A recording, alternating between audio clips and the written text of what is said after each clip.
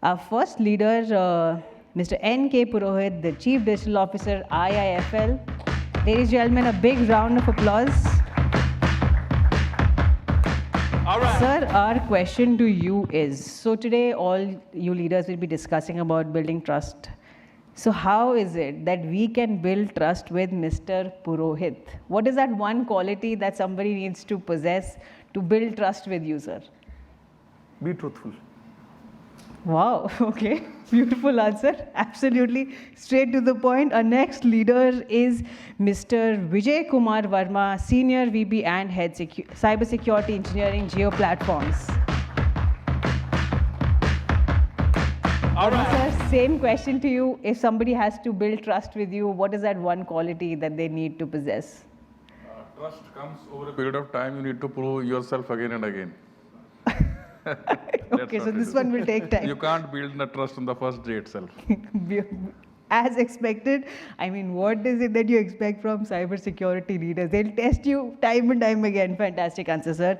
Our next leader is Mr. Manoj Sarangi, the Senior VP, NSDL. A big round of applause for Sarangi, sir. Manoj, sir, what would your answer be? How do we build trust with you? I expected a different question, but the same question. So, trust is mutual. If you expect me to trust you, what are the things that you will do? So that's the same benchmark will apply to me. Wow. Wow, okay. So this is a very indirect way of saying, Nikita, okay. So I think we should be answering that question, answer in your behalf in that case. Fantastic. Okay. Our next leader is Mr. Rajiv Chandra, the Executive Director, Information Systems, Hindustan Petroleum Corporation Limited. Thank you, Chandra sir. Thank you so much. What a privilege. Chandra sir, what would your answer be? If you listen to me passionately, I'll trust you. Then everybody is everybody has gained your trust in that case, sir. Fantastic. And of course, the man with the toughest task, our moderator, is SV Sunder Krishnan, the Chief Risk Officer, Reliance, Nippon Life Insurance. Krishnan sir, what would your answer be? I think passionate, you need to be passionate to gain trust. Wow. So like I said, sir, everybody, the audience members have for sure won your trust because the kind of passion that they have just waiting to listen to you is very evident. Leaders, stage is all yours. Thank you so much. Yeah, good morning. I think we had an excellent session by Dr. Durga Dubey, and it's nice to be back in physical environment. Yes, I think we had lots of sessions on the move in the internet, and it had its own rhythm, but nothing like being physically present in a seminar or a conference and interact with people and develop thoughts. I thank 𝐂𝐲𝐻 for inviting us to this conference and building digital trust with cloud, artificial intelligence, and IoT. So the world is changing, as Dr. Durga happily put it. It is all about digital transformation, being on the fly, being with the customer, being with the partners, being with everyone. And the expectation is that information would flow freely, information would reside in devices, information would be exchanged on the fly, unprocessed. So data in, data out, data moved, everything is on the way, on the rise. And it's devices based, it's all in seconds. And you need to access data quickly. So given this kind of need ecosystem, the cyber security naturally has to catch up. I like the thought processes that Dr. Dubey put it. It is very important that you continuously improve because the challenges are far too many. As a chief risk officer of a big insurance company, I can tell you how challenging it is to hire people, recruit people. And yes, I'm a CRO for the last 16 years, but cybersecurity is a very important aspect of my qualification. And every board, and as you rightly said, board personnel are far too intelligent, experienced, and very foresighted. And they are aware of all the ecosystem of the cyber security very well. They want you to adopt the best benchmark, best framework, so that their responsibility is safe. So this is the ecosystem that digital transformation has changed the way we conduct our businesses. Earlier it used to be centered around BFSI, but now I think it's gone to all fields and all industries. And everybody is moving on a transformative manner digitally. And therefore, to establish or build digital trust with all the elements that come up, cloud or AI or IoT or even many, many other aspects that would come, is a challenge. And we have experts with us today. Could see their profile, and I mean, really fortunate to have a very, very experienced panel. So I would like to open up to Mr. Purohit on the left and others. What are your thoughts on how do you build digital trust with cloud, AI, and IoT, and also other spheres that are emerging in this transformative world? So, thank you, Sunder. We all had traveled a journey from physical to digital. Okay, so we all started our careers when life was very physical. Businesses were physical, and I come from HDFC Bank and now IIFL. So for us, our physical assets were our branches. Our physical assets were our ATMs. And those were the most important things for us because our money used to be in our branches and ATMs. Our customer records were to be in branches and ATMs, and we used to secure them. Okay? In the digital world, cyber security to me is equivalent to securing your assets, which we used to secure in physical means through data which is present in our servers. Okay? In the middle phase when we moved from physical branches to on-prem servers.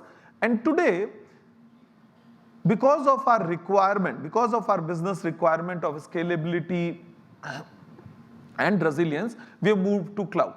So before understanding the reason for cyber security, we should understand on what premise we are talking. Because when we talk on these premise, and as Dr. Dubey said, that cyber security, what I have seen in my career is still a very outside-in role within the organizations.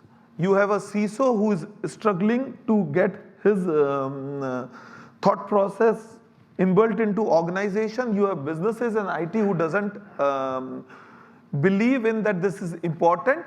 And most of the time, whenever we have to get our things approved in the board, let me be honest, 99% of the time we have taken solace through regulation only. We have never been able to achieve anything as a business requirement, as a mandatory thing within our organizations. We have always raised the hand of a regulator and said that it is regulatory, and then everything goes fine because nobody wants to take risk on regulation. So to me, cyber security is utmost important. Okay? And I foresee a day will come in near future when this will become a differentiator for an organization to acquire customers and gain market share. Because gone are the days. In the physical world, my physical presence in terms of 6,345 branches as of yesterday for HDFC Bank was a game changer. That's why I should open an account with HDFC Bank. Or some 10,000 branches for State Bank of India was a game changer for which I would open an account with State Bank of India. In the current world where everything is on cloud, we should be able to, if we have a right cyber security framework, if we have right framework where we are able to gain the trust of the consumer, okay? Can I as an organization 1 year down the line go forward to my customer and say that, look, I'm marketing my cybersecurity framework, I'm marketing my cybersecurity architecture, and you coming to me are safe. If you are safe, rest of all your data is safe. And second point, which I want to bring across is that the entire cybersecurity in our industry has been because of business not coming into the picture or business not coming into the fold, has been very product and solution oriented. Okay, if you talk to your cybersecurity people, they say that, hey, we have implemented DLP. When you go further into that, okay, in DLP, I have done it for email, I will do it for various endpoints. Another is firewall, third is XYZ. So the entire framework, the way it is being implemented across organization is very sketchy in nature. Okay, we still don't have organizational framework in terms of understanding the priorities, which I think would come when risk gets culminated with security. Okay, and once we have that in framework, once that is embedded in business, then it becomes a more strategic, long-term, less product-oriented, more system-oriented this. So I understand these are two very important points which are required from all of us. So if after today we can be confident going to our board, getting our cybersecurity architecture framework first approved, create a journey and roadmap for that, and then move forward in a stepwise manner would help us in securing our organization and thus customers. Very important thoughts. I think, so what you're looking for is a IT personnel in the board or a security professional or a risk professional who would understand the architecture and aspects of security, so that there is a broader discussion on how do you move about and establish digital trust. My next question is to Mr. Vijay. Right? Yeah. How do you build digital trust in this world? Okay. I will bring another perspective to digital trust. Let's start from the customer's perspective. Let us say we all are users of different applications. You are using your mobile phone, you are doing your recharge. Let us say when you open up Facebook, you see that Facebook is available or WhatsApp is available, you can transact. So from a customer's perspective, the digital information or the digital workflows which he wants to carry out, it should be available to him at all the time. So there are a lot of things which go in the background to ensure that kind of availability of data and workflows to him. It starts from your application code to your backend infra, where a lot of application components or middleware components which are built across. And then there's scalability which is built in, which allows you to carry out that kind of operations. But simultaneously, there is another vertical which comes along with it, that requisite information of his should be constrained to him as per his rights. So to ensure that, we need to give this access or have proper kind of access controls, proper cyber security frameworks comes into play. So it is just the tip of the iceberg which is not visible to the customers at what happens in the back end.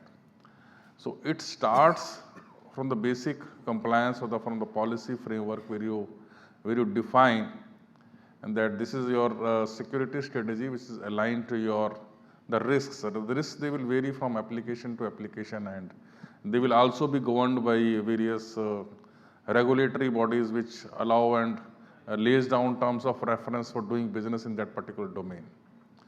So the first portion which comes is that you have a sound policy and you take board along with it and develop strong controls on top of it. So those controls depend upon whether they are perimeter controls on networks, what has to come in, what has to go out, or developing your cybersecurity maturity metrics on the basis of various baseline security standards that you make. It can start from your operating system to databases to web servers, that okay, these are the minimum baseline security standards. And then once you build the entire controls, there has to be a kind of a monitoring and a measurement perspective in place, where you have an adequate cybersecurity response team, you have a forensic team built in, so that they can detect data breaches. And post that, your maturity metrics, that how fast you can say detect your data breaches, or how fast or at what level the security or the baseline security standards have been complied with. So once you define your metrics, then you come on to an overall cybersecurity score which needs to be continuously measured and improved upon. So that this kind of a score which gives a kind of a digital trust, and which ensures that board that, okay, you are at this level, and what is your next level, like after 6 months or 1 year, what do you plan to do so that your overall cybersecurity maturity score can increase? And where are you in parallel to similar other organizations, similar other companies which are doing the same kind of a business? So this builds that kind of a trust which ensures your internal trust in the organization, as well as that trust, because it invariably translates to customers, because it's not available. Your breakdowns will reduce, and it will the continuous information will be available to the customers. So that is how you build the trust within the organization and outside the organization. Great. So I think the echoing thoughts are build a framework, find out gaps, bridge those gaps, and get the vision right. So we're very fortunate to have an information systems person with us, and is executive director in the board. I think, how do you build trust? I guess board's presence and board's knowledge and wisdom is very important. Also, how do you define trust, digital trust from a user perspective? I thought I would ask you that. Thanks, Sunder, for the question. So I'll start with why are we talking of building trust? I think it is because in the physical world, we had physical assets and we had physical security. And we had an implicit trust in the physical security. We could see it with our own eyes that yes, there's an ATM and there's a guard outside. There's a branch and there's a gunman outside. Okay? There's a cash vault properly secured and locked and whatever. Now, in the digital world, we cannot physically see anything. We know that we have very critical assets, but we don't know what is happening.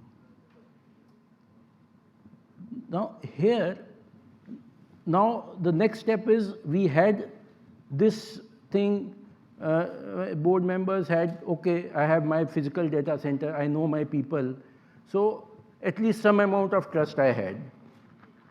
The next step, we have gone to cloud, right? Now I can't even see the data center. This is the place where we really have to think that how do we define and how do we build that trust. Over the last recent times, few years, cybersecurity has taken a lot of strides. A lot of tools have emerged, and they do provide a very significant amount of security to us. Okay? And all the cloud providers, irrespective of who it is, they have a plethora of tools, they have a plethora of processes, and they give us assurance that cybersecurity has been provided. But still, the trust is missing. And so what is this trust that I am talking about? One is trust in your processes, but there are so many more things that, as like Dr. Dubey was saying, that we have to look at it from the CRO perspective, from the risk officer perspective. It is not only cyber risk, it is also, so let us say, I'm running a SaaS, I'm utilizing some SaaS on the cloud. Now, SaaS typically is a pay-per-use short-term contracts. Is there a commercial trust existing between my SaaS provider and me? Am I becoming too dependent on him And then after, when the time comes for renewal of contracts, will I be held to ransom? See, when I was running my data center, I had on-prem software, I had rights to it. Most of the licenses used to be perpetual. So this need was not there. I may not get upgrades, but my existing services I can continue to run perpetually. Now that is missing, right? So what kind of frameworks we can have, what kind of escrow mechanisms we can have to ensure that at least my current set of services do not get disrupted when the contract comes to an end. Then let us say the SaaS provider, while he may be trustworthy, he himself comes into a trouble. He fails. He finds this business no longer profitable to him. What happens? Same thing.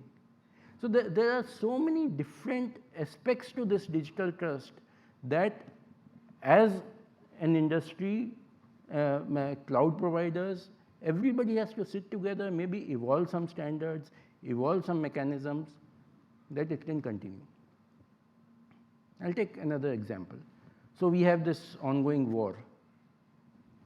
My services are run from cloud anywhere on the globe. And let us say in that team, I have people in the same team from 2 adversary countries.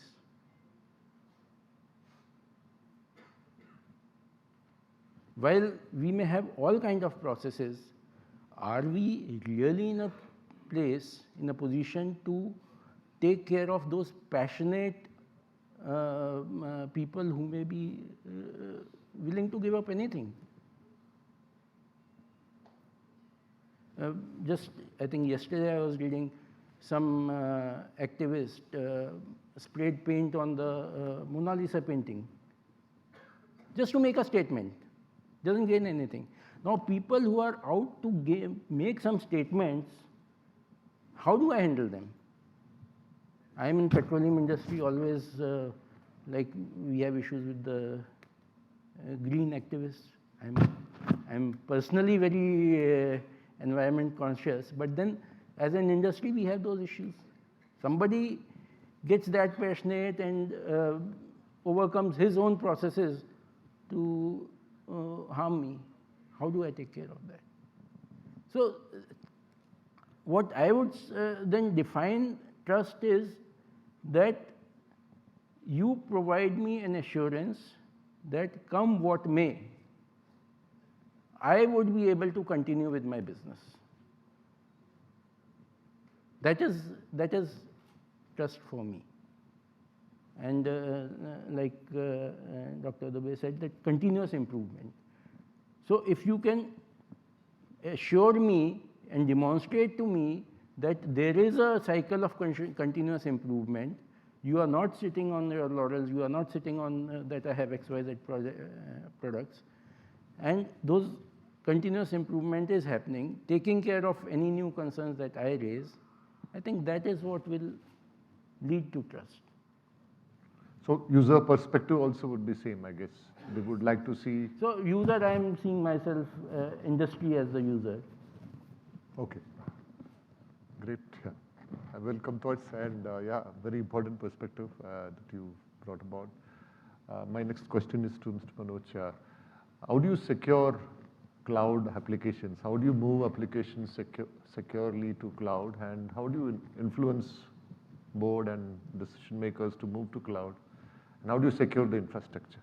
Right. So I'll just take 2 minutes to delve into the digital trust. I have a slightly, different perspective of digital trust.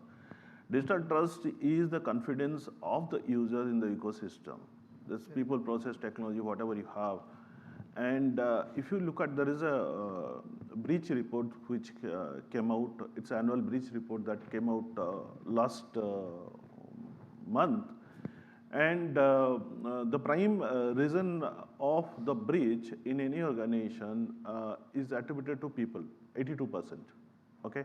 And what gets breached is personal data, that's 70%, and then credential data, 40%. So that's the kind of ecosystem that we are living in. So and how many of you go through audits? Can I see a raise of hands? And how many of you think that the organizational problems are identified through audits? None. Just one. Okay. So here we are. Most of us will realize what are the organizational problems more than the auditors. And when we go through the audits or assessments, we are much more defensive. So organizational problems are known to the internal people rather than people who come and audit us. Isn't that true? That's very true, right? Okay. So that's building an ecosystem, having a maturity, everything is very good, and having assessment, periodic audits, and everything is good. But does that really kind of improve the security of the organization? Probably partially. So what is the thing that we need to do? One thing is that Dr. Dubey was talking about, adopt a maturity model. There are several models available. He spoke about Gartner, they have a model. Forrester, they have a model. You can adopt any model. And I would also differ slightly. To improve, we have to keep running. To stay in the same maturity place, curve, you have to keep running. If you do not run, from 4, your maturity will come to 3, to 2, then to 1, and you will be obsolete in no time in the security arena. So that is the kind of struggle that we have to go through to keep up with the changing ecosystem. The question on the cloud. Everyone is adopting cloud. How many of you really kind of, adopted cloud? Can I see your hand? Okay. How many are contemplating? Okay. So there's a fair bit of people who have already adopted cloud and who are contemplating adopting cloud in, let's say, next 3, 6, or 9 months, or maybe a year. So what are the things that come to mind when you are not adopting cloud? One is the trust, right? Why do you trust the system which is in your premise more than that in the cloud? What is the reason? What is the single reason? You cannot see it, right? Seeing is trusting. Okay. Control. Okay, that is debatable. I'll come to that. Physical visibility, right. Very good. Okay, very good. So all of us trust Mahatma Gandhi, right? We never seen him. His words are gospel, right? So seeing is not trusting. So just wanted to give a connotation on that. Okay. So what has happened is, adoption of cloud has been conservative in financial industry and mostly regulated industry. The inherent reason is, building that trust framework to adopt or migrate to cloud. So how do you kind of get that gap breached? Number one, okay, have a strategy, have a cloud strategy. Okay, people say that now they are adopting something called a cloud first strategy. Any new application that gets developed goes onto the cloud by default. And when you are developing application for cloud, the measures that you need to take are different from what you take when you deploy application in on-premise. So what are the changes? What are the different things? There is something called a cloud-ready application, right? So what are the changes? It should be scalable. It should be dynamically changed. Parameters can be changed so that it can accommodate changing need of business. So all of these things. But what is that you change from a security perspective? If you have a baseline security policy and you added to that when you deploy application and systems in on-premise, that same should apply when you move to cloud. The same security policy or the framework that should apply. That's the first thing. Second thing is most of us, how many of us, when we develop any application, any system, how many of us do security assessment of the requirement right in the beginning? Can we say, see a show of hands? Very few, right? Not even 5, 6 people. See, first thing is, I hate the operating system which comes up, Microsoft sells operating system. Then they sell also antivirus. Why can't they make a secure operating system and build security part of their core design? That is something that, we should also adopt in our ecosystem, secure by design. So when an application is designed, it has to be secure by design rather than afterthought. I give an example, like, so the seatbelt came something like 20 years back. It was made mandatory, right? 20, 25 years back. Before that, all the cars which didn't have seat belts were retrofitted with seat belts. I happened to sit in one of them. It was a little scary. I knew that it will cause more damage than to protect me. So security cannot be an afterthought. Just like that, security cannot be afterthought. You cannot have security bolted on something which has been developed without security in mind. So same applies for application and system that need to be deployed in cloud as well as premises. It has to be thought through. It has to be security ready right from the day one. The other strategy that people follow is migrate applications in the reverse order of impact. That means the application which doesn't have much impact, that moves to cloud first.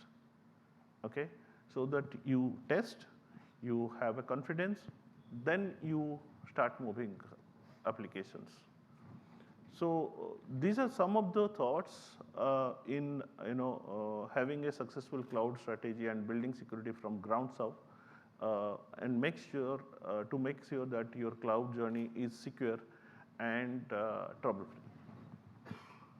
Thanks. I think that's very important. I remember reviewing a legacy application. Didn't have a security administrator's log.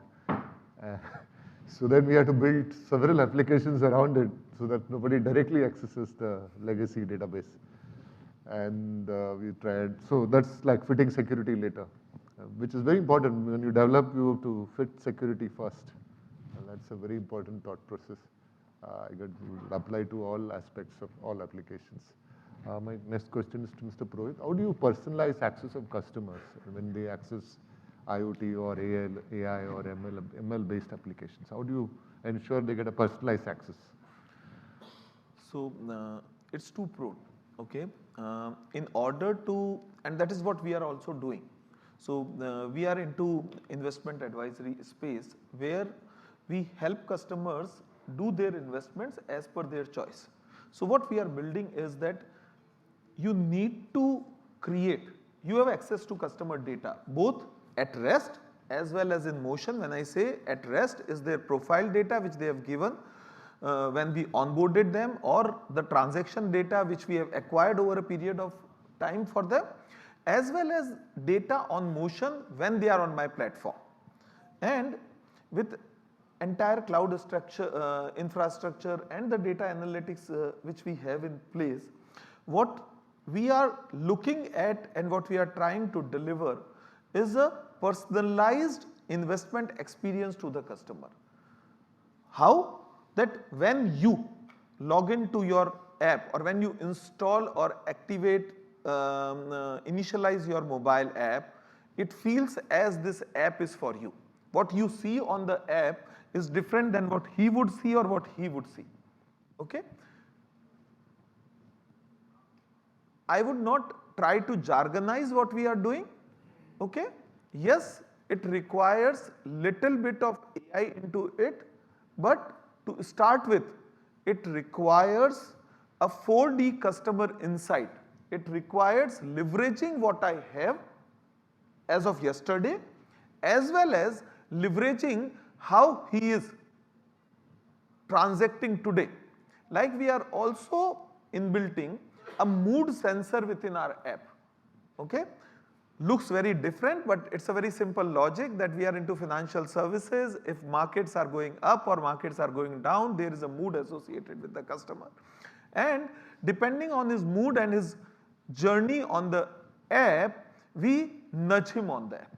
So these are the 2-3 ways by leveraging data, by leveraging his real-time behavior on the app, we are trying to personalize the entire experience of the customer on our platforms. Great, I mean, good example, and very important that you personalize accesses, especially in the AI, ML world and IoT. IoT is another world, and insurance especially, where there are IoTs which are very small, which gives you reports, medical reports. My next question is to Mr. Vijay. How do you ensure data leakages do not occur? I guess one of the problems that we face in digital transformation is we want to keep data everywhere. All apps, ports, endpoints, remote access. But then data is also leaking. You go to darknet, you get data of several people, and you have phone calls coming in. So how do you ensure a combo where you try and minimize data leakage at the same time ensure secure data is available everywhere? I think we have very couple of minutes left, so I will be very, very brief. And we as a company itself, we process a lot of customers' data here. And let us say you are starting to build a data leak prevention program in your organization. And the first and foremost part is that you need to look at it what you want to protect. Whether it is customer data which you have SPI, PII aligned with the Data Privacy Act, which has come up here as a part of IT Act itself. Then second thing is your company's data is the second thing, where you have internal communications which are flowing in applications or your email. Your maybe company's marketing plans or product plans or your intellectual property itself. Once you gathered this, the entire data landscape, then you prioritize them into different buckets. You have those systems organized in a different kind of a security classification areas. Then you identify what are the exit points from your environment. Exit points can be your applications, your email, your SFTP servers, or there can be network perimeters in your organization from where the data leak can happen. So another thing we need to also understand, there is something called the data breach, where you are targeted by your adversary to take out data from your organization.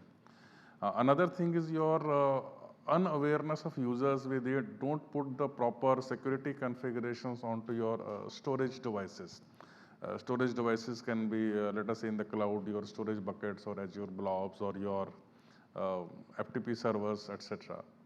Or there can be third risk, where you have a disgruntled employee or insider threat who wants to take out the data, maybe for financial gains, or maybe when the employee is working in the organization, he has created some solution, and once he tries to leave the organization, he wants to take that code along with him. So these are the things which you need to protect. So you drive a program around it, not directly go to the tool that, okay, this is the tool you want to employ, because there will be multiple segments of combinations of tools which are required to be built. And besides a tool, you need to have a kind of a awareness policy, that you keep testing your organization by sending phishing mails, or you keep testing that, let us see if we have an employee who wants to send data out, let us see whether your data leak prevention program has got it or not. So this all gets into mix and match to develop a program around it. And in the end, you need to buy a cyber insurance if something happens up. How do you want to carry out or mitigate that kind of a risk? I think that's it. Yeah, thanks. I think we're short of time. So my next question is to Mr. Rajiv Chandra.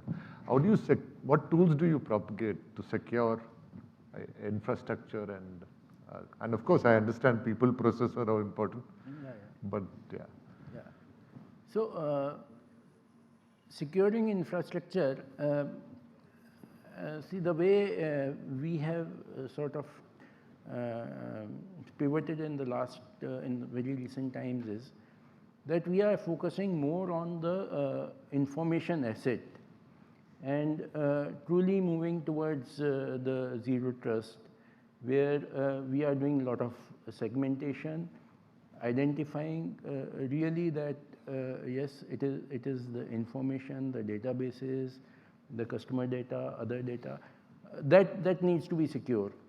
And we are a very spread out organization, and we believe that it may not be possible to guarantee infrastructure security.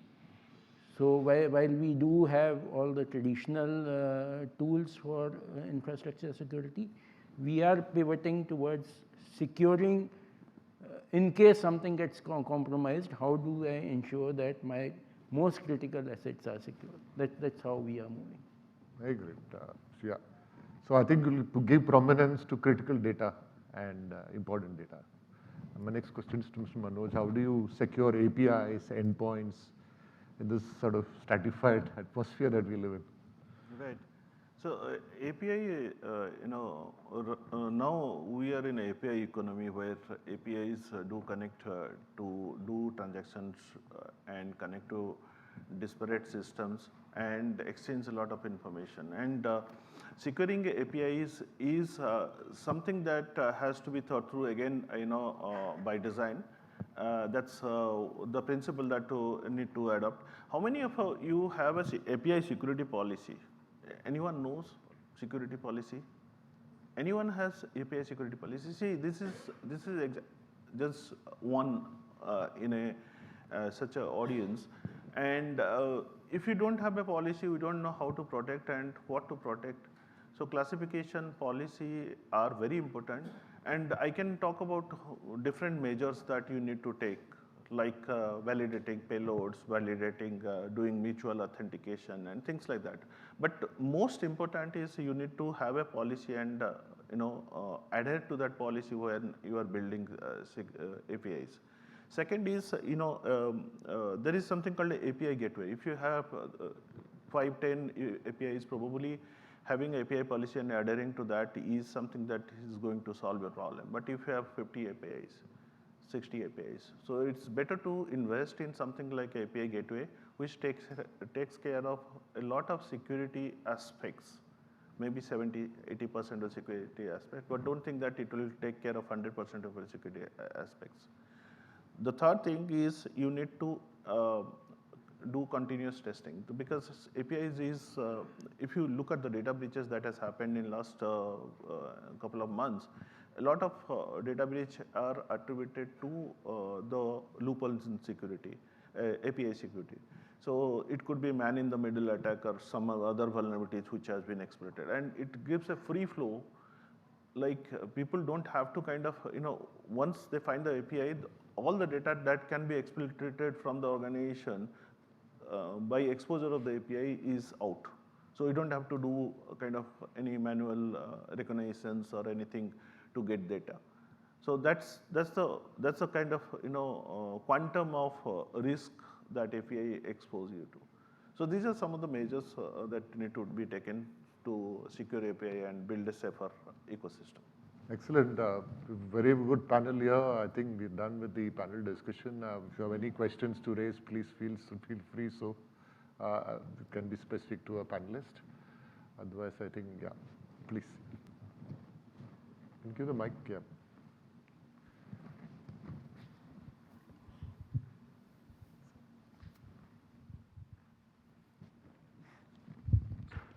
My question to the panelist is, as Mr. Purohit rightly mentioned, that whenever you need to take an approval from the board, you give a reference of the regulators.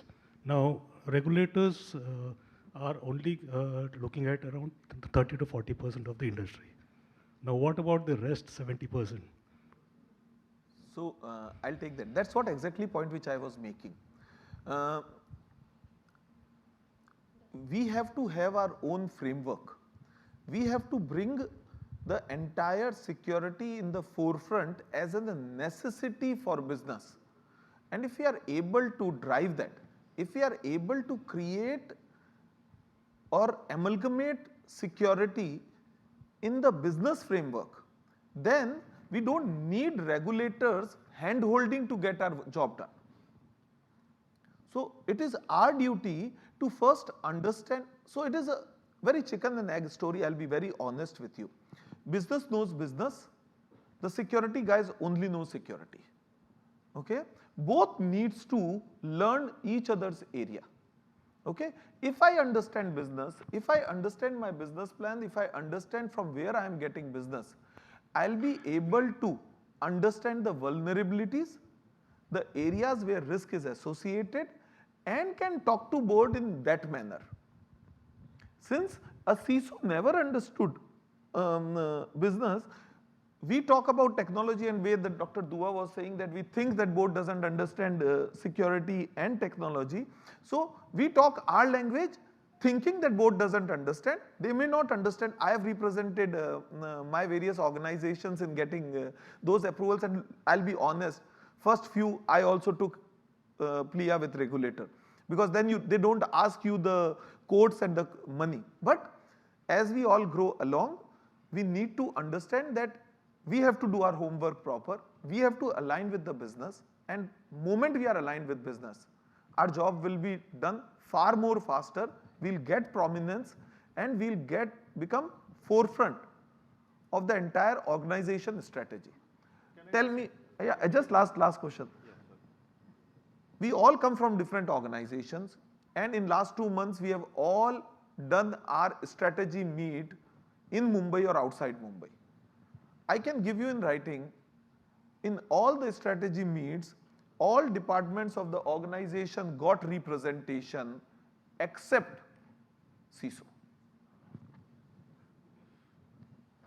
There are not even 15 minutes allocated to this department within the organization annual strategy meet. I take it on us. This is our duty to create that awareness, our duty to explain, because this is a new role which has come up. This is a new stream which has come up. I hope I answered your question. Can I give please. 30 seconds, just Sure. my experience. I'll give you experience. Okay. Some years back, I had to get a spam filter done. Okay, just a simple example. Okay, when I went to the management, it was denied, saying that if you get a spam, you delete it. Okay, there is nothing like that. Okay, very simple.